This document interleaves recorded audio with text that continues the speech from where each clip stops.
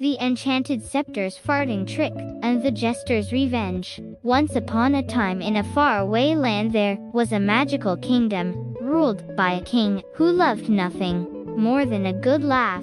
He would often play practical jokes on his subjects and loved to be entertained. One day, a group of mischievous fairies decided to play a trick on the king. They enchanted his royal scepter so that every time he raised it above his head, it would emit a loud and embarrassing fart sound.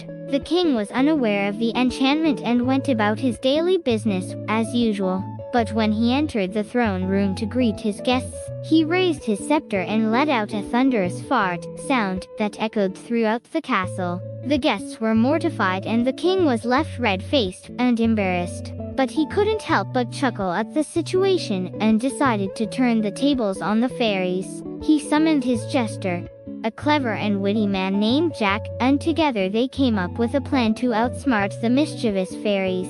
The next day, the king held a grand feast and invited all the fairies to attend. Jack, disguised as a fairy, snuck into their midst and waited for the perfect moment to strike. When the time was right, Jack pulled out a whoopee cushion and placed it on the fairy queen's chair. As she sat down, the cushion let out a loud and embarrassing fart sound, causing the other fairies to burst out laughing. The fairy queen was embarrassed and furious, but Jack revealed himself and explained that it was just a harmless prank. The fairies laughed and forgave Jack, and even admitted that they had been outsmarted by the clever jester.